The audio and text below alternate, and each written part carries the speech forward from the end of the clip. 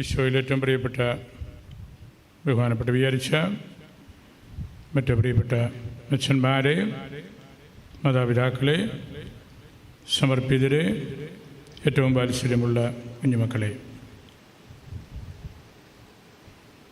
എടാച്ചേരി John the Baptist ഇടവകയിൽ പള്ളിയിൽ നമ്മുടെ രൂപതയ്ക്ക് വേണ്ടി ഒരു ശിമാശൻ അലക്സ് ഇന്ന് കർത്താവിൻ്റെ പുരോഹിതനായി അഭിഷേകം ചെയ്യപ്പെടുകയാണ്. വലിയ സന്തോഷത്തോടു കൂടിയാണ് നാമെല്ലാവരും ഈ ദേവാലയത്തിലായിരിക്കുന്നത്. പൗലോസ് തിമോത്തിക്കെഴുതിയ ലേഖനത്തിൽ 1 തിമോത്തി 5:22 കൈവെപ്പിൽ തിടുക്കം കാണിക്കരുത്. വലിയ ഒരു ആത്മീയ പ്രസ്താവനയാണ്. ദൈവത്തിൻ്റെ ശുശ്രൂഷയിലേക്ക് ആളുകളെ കൈപിടിച്ച് ഉയർത്തുന്നത് വളരെ ആലോചിച്ചും പഠിച്ചും പ്രാർത്ഥിച്ചും വേണം എന്നാണ് പൗലോസ് തിമോത്തിയോട് പറയുന്നത്.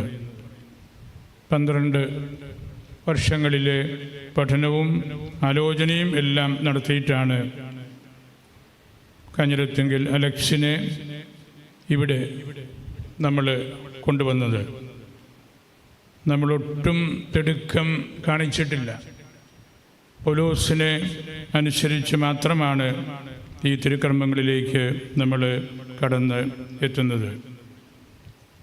എടാച്ചേരി വളരെ നല്ലൊരു ഇടവകയാണ്. എക്കോ ഫ്രണ്ട്ലി ആയിട്ടുള്ളൊരു സ്ഥലമാണ്. എല്ലാവരും തന്നെ കർഷകരാണ്.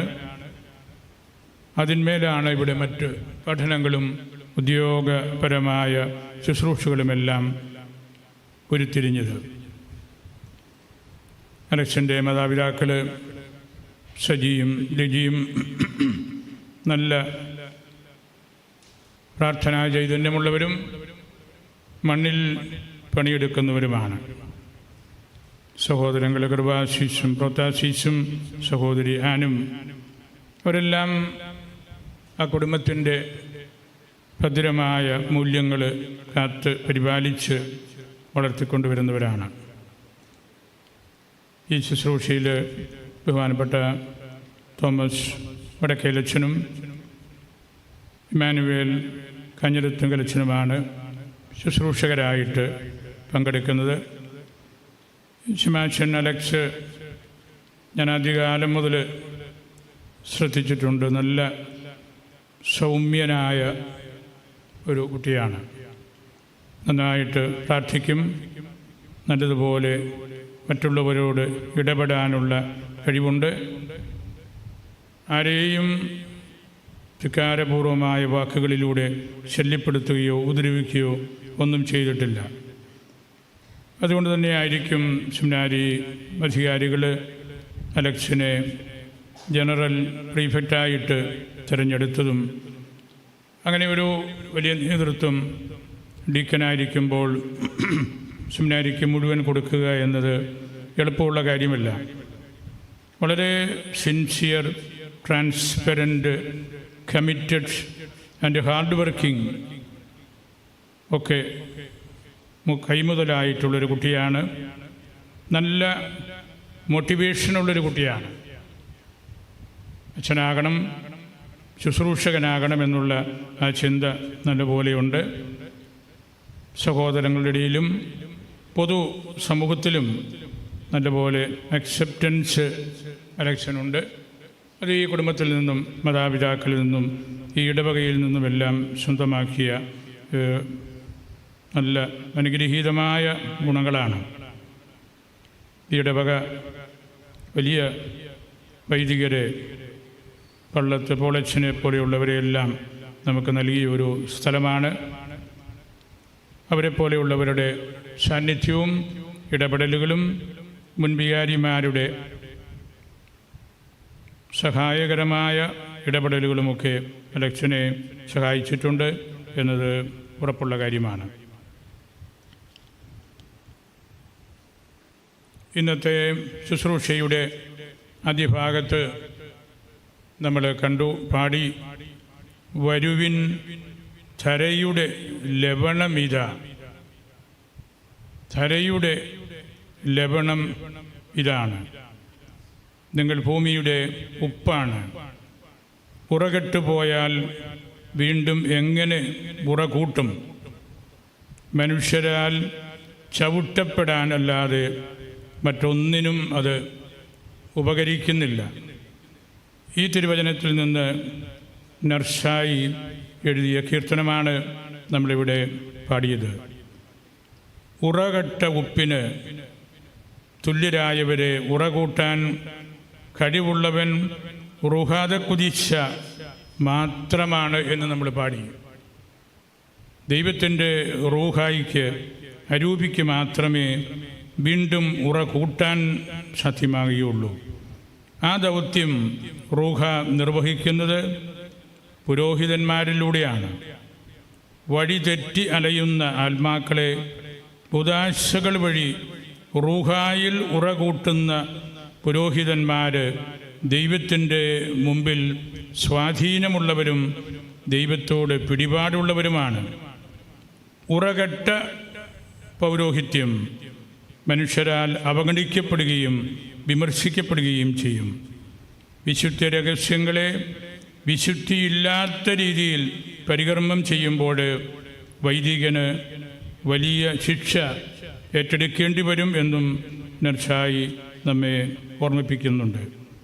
ആ ശിക്ഷ നരകമാണെന്നും അതിലേക്ക് ജാഗ്രതയോടുകൂടി പെരുമാറണമെന്നുമുള്ള വലിയ ദൈവശാസ്ത്രപരമായ ആഹ്വാനമാണ് പട്ടം സ്വീകരിക്കുന്നതിന് മുമ്പ് ആ കീർത്തനത്തിലൂടെ ആദിമസഭയുടെ വക്താക്കളും നമ്മളുടെ വലിയ ദൈവശാസ്ത്ര പണ്ഡിതന്മാരുമെല്ലാം നമ്മളെ പഠിപ്പിക്കുന്നത്.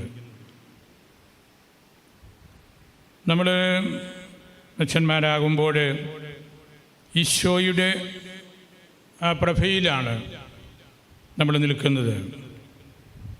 സൂര്യനെ സൃഷ്ടിച്ച ദൈവം തന്നെയാണ് ചന്ദ്രനെയും സൃഷ്ടിച്ചത്. ചന്ദ്രൻ ഒരിക്കലും സൂര്യൻ്റെ പ്രഭ എടുത്ത് മാറ്റി കെടുത്തിക്കളയുന്നില്ല.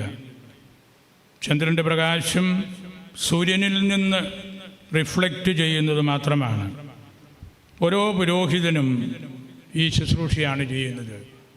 ഈശോയാകുന്ന നിത്യ സത്യ സൂര്യൻ്റെ പ്രകാശം ആഗിരണം ചെയ്യുകയും അത് ദൈവജനത്തിന് അവിശ്വാനുസരണം പങ്കുവയ്ക്കുകയും ചെയ്യുകയാണ്. സഭയുടെ പുരോഹിതന്മാരാകുന്ന വിശുദ്ധ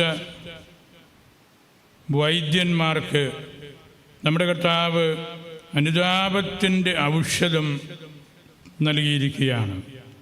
ദുഷ്ടതയാകുന്ന വ്യാധികൾ വഴി സാത്താനിൽ നിന്ന് പ്രഹരമേറ്റവരെ തൻ്റെ മുറിവുകൾ ജ്ഞാനിയായ ദൈവത്തിൻ്റെ സ്നേഹിതരായ ശിഷ്യന്മാരെ കാണിക്കട്ടെ, പുരോഹിതരെ കാണിക്കട്ടെ. അവർ ആത്മീയമായ ഔഷധം കൊണ്ട് ആ മുറിവുകൾക്ക് സൗഖ്യം നൽകും. ഇന്ന് മുറിവേറ്റവർ വളരെയേറെയുണ്ട്. കുടുംബത്തിനുള്ളിൽ, ഇടവകയ്ക്കുള്ളിൽ, രൂപതകൾക്കുള്ളിൽ, സഭയിൽ എല്ലാം മുറിവേറ്റ ധാരാളം വ്യക്തികളുണ്ട്. മുറിവേറ്റവർക്ക് ഔഷധം നൽകുന്നവനും റുഹാദ കുദിശായാൽ ലവണം നഷ്ടപ്പെട്ടവർക്ക് ആ ഉപ്പിൻ്റെ മേന്മ നൽകുന്നവനുമെല്ലാം പുരോഹിതനാണ്. എന്നാൽ പുരോഹിതർക്ക് ശത്രുക്കളേറെ ഉണ്ടാകാം. ഏറ്റവും വലിയ ശത്രു സാത്താനാണ്. ഒരച്ഛനെ, ഒരു നല്ല അച്ഛനെ ഇഷ്ടമില്ലാത്ത ആൾ സാത്താനാണ്. നമ്മൾ ജീവിതത്തിൽ ജാഗ്രതയോടെ പെരുമാറേണ്ട മേഖലയാണത്. സുവിശേഷം നമ്മൾ ശ്രമിച്ചല്ലോ.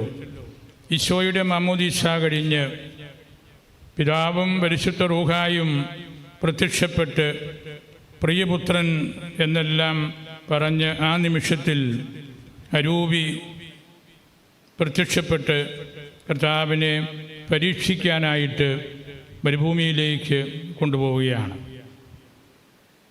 അവിടെ 3 അട്രാക്റ്റീവായിട്ടുള്ള ആൾട്ടർനേറ്റീവ്സാണ് പിശാച് കൊടുക്കുന്നത്. നമ്മളൊരു സ്ഥാനത്തേക്ക് ഉയർത്തപ്പെടുമ്പോൾ, അഭിഷേകം ചെയ്യപ്പെടുമ്പോൾ, അല്ലെങ്കിൽ ഈശോ മാമോദീസ സ്വീകരിച്ചപ്പോൾ അത് മെസ്സിയാനിക് ബാപ്റ്റിസമാണ്. ഒരു ശമാശൻ പട്ടമേക്കുന്നത് ഈശോയുടെ പട്ടമാണ്. 12 വർഷങ്ങൾ അതേക്കുറിച്ച് ധ്യാനിച്ച് പഠിച്ച് ചെയ്യുന്ന കാര്യമാണ്. ഈശോ മാമോദീസ കഴിഞ്ഞ് 3 വലിയ പ്രലോഭനങ്ങൾക്ക് പിശാച് വന്ന് നിർബന്ധിക്കുകയാണ്. ഓരോ വൈദികനെയും, നല്ല അച്ഛന്മാരെയെല്ലാം പിശാച് കഠിനമായിട്ട് പീഡിപ്പിക്കും. ആൾട്ടർനേറ്റീവ്സ് കൊണ്ടുവരികയാണ്. നമ്മളെടുത്ത വ്രതങ്ങൾക്ക് പകരം നീ ദൈവപുത്രനാണെങ്കിൽ ഇപ്രകാരം ചെയ്യുക, നീ നല്ലൊരു അച്ഛനാണെങ്കിൽ ഈ പറഞ്ഞതൊക്കെ ചെയ്യുക എന്ന രീതിയിൽ സാത്താൻ നമ്മെ പരീക്ഷിക്കും. ഈശോ നേരിട്ട ആദ്യത്തെ പരീക്ഷണം വളരെ, ഇന്നത്തെ ഭാഷയിൽ പറഞ്ഞാൽ, ഒരു സോഷ്യൽ മെസ്സിയാനിസമാണ്. നീ ഈ കല്ലുകളെയെല്ലാം അപ്പമാക്കി ഈ ലോകത്തിലുള്ള എല്ലാ പാവപ്പെട്ടവർക്കും ഭക്ഷണം നൽകുക. സോഷ്യൽ മെസ്സിയാനിസമാണിത്. കേൾക്കുമ്പോൾ വളരെ ഇമ്പകരമാണ്. പക്ഷെ കർത്താവ് അതിൽ വീണുപോയില്ല. രണ്ടാമത് പറഞ്ഞു, നീ ഒരു വണ്ടർ വർക്കർ ആകുക. തൗമാതുർഗോസ് എന്ന ഗ്രീക്ക് ഭാഷയിൽ പറയും. ദേവാലയ ഗോപുരത്തിൻ്റെ മുകളിലേക്ക് കയറി നീ ദൈവപുത്രനാണെങ്കിൽ താഴേക്ക് ചാടുക, നിന്നെ മാലാഖമാർ വന്ന് പിടിക്കുമോ എന്ന് ഞങ്ങളൊന്ന് കാണട്ടെ. അതാണ് തൗമാതുർജിക്കലായിട്ടുള്ള പ്രവൃത്തികൾ, വലിയ ശിഷ്യന്മാരാകാനുള്ള ആഹ്വാനങ്ങൾ.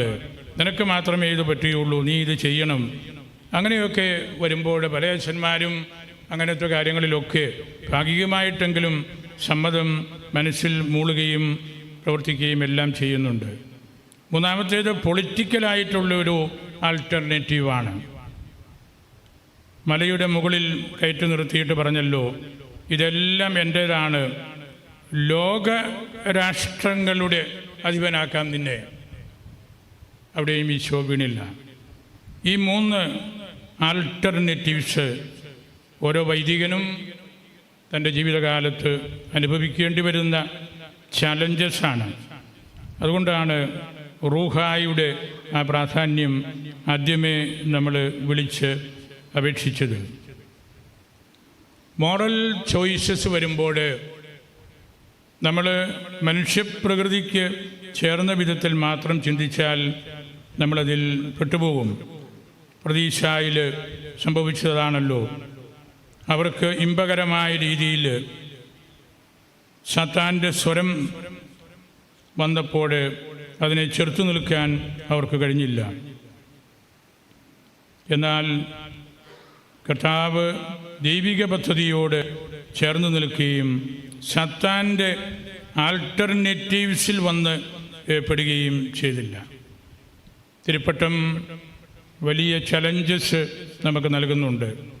സാത്താൻ്റെ ചലഞ്ചസാണ്, സെറ്റാനിക് അറ്റാക്കാണ് ഏറ്റവും കൂടുതലായിട്ടുള്ളത്. അൺചെയിൻഡ് സാത്താന്മാർ ഇന്നുണ്ട്.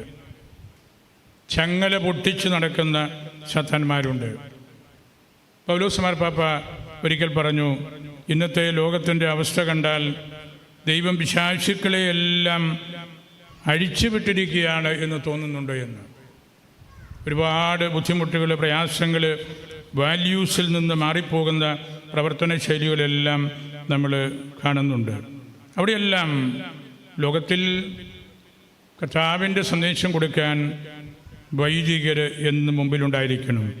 പുരോഹിതൻ തൻ്റെ മാധ്യസ്ഥം വഴി സമാധാനം സമൃദ്ധമാകാൻ വേണ്ടി പ്രാർത്ഥിക്കാൻ തുടങ്ങുന്നു എന്ന് പരിശുദ്ധ കുർബാനയിൽ നമ്മൾ സമാധാന ആശംസയ്ക്ക് ശേഷമുള്ള പ്രാർത്ഥനയിൽ ശംശാന പ്രഘോഷിക്കുന്നുണ്ടല്ലോ. ഏറ്റവും സുപ്രധാനമായ ഒരു കാര്യമാണിത്. പുരോഹിതൻ തൻ്റെ മാധ്യസ്ഥ്യം വഴി സമാധാനം സമൃദ്ധമാകാൻ വേണ്ടി പ്രാർത്ഥിക്കാൻ തുടങ്ങുന്നു. നിന്റെ ദൈവിക ജീവനിൽ പങ്കുകാരാക്കുവാൻ നീ ഞങ്ങളുടെ മനുഷ്യ സ്വഭാവം സ്വീകരിച്ചല്ലോ. മനുഷ്യ സ്വഭാവത്തിലാണ് ഈ സെറ്റാനിക്കായിട്ടുള്ള ആക്രമണങ്ങളും പ്രതിസന്ധികളും എല്ലാം വരുന്നത്. ലോകത്തിൽ മനുഷ്യൻ പഞ്ചേന്ദ്രിയങ്ങൾ വഴി, പ്രത്യേകിച്ച് കണ്ണുകളുടെ ദുരാശ വഴിയെല്ലാം പാപം ചെയ്യുകയും സാത്താൻ്റെ ശബ്ദം കേൾക്കുകയും ഒക്കെ ചെയ്യുന്നുണ്ട്.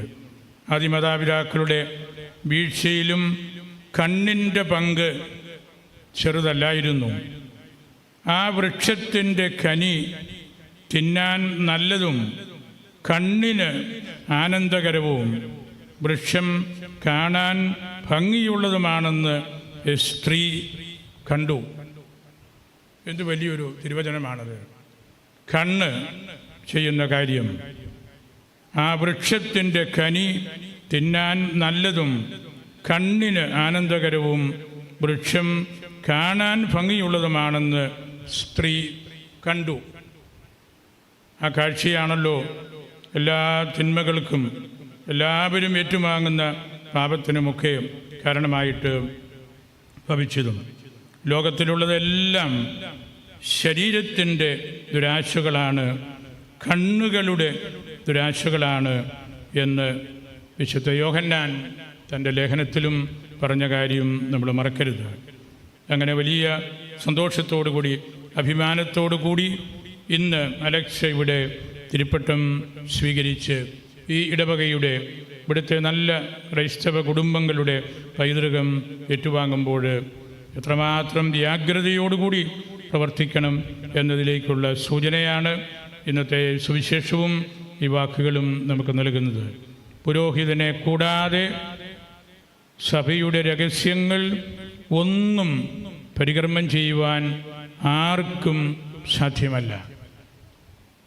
സഭയെ കൂടാതെ, പുരോഹിതനെ കൂടാതെ സഭയിലെ രഹസ്യങ്ങൾ, ഈശോയുടെ കൃപ പരികർമ്മം ചെയ്യുവാൻ ആർക്കും സാധ്യമല്ല. നമ്മളതേക്കുറിച്ച് ബോധവാന്മാരാണ്.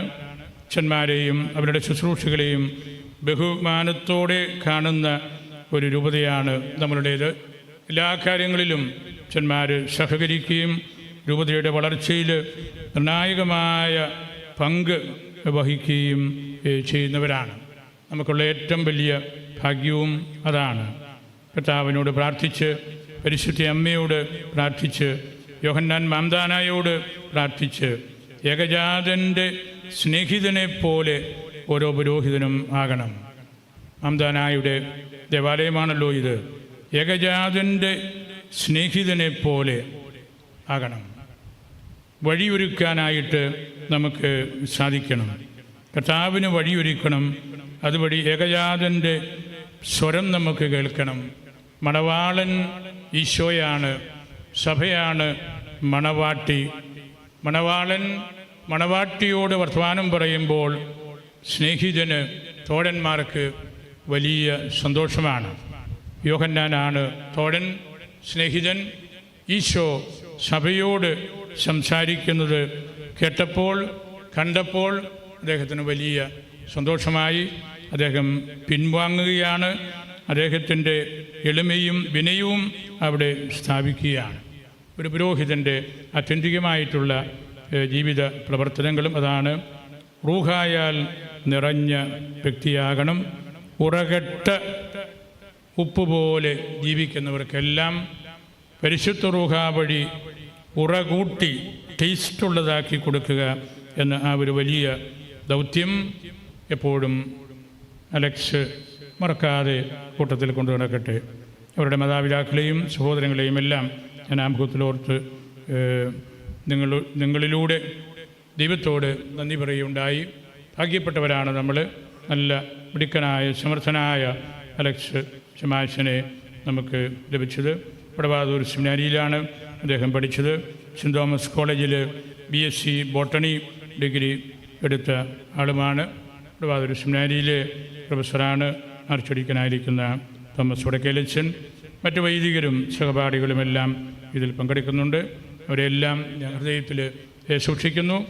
എല്ലാവരെയും യോഹന്നാൻ മാംദാനായ്ക്കും പരിശുദ്ധ അൽഫോൻസാമയ്ക്കും സമർപ്പിച്ച് എൻ്റെ വാക്കുകൾ ഉപസംഹരിക്കുന്നു.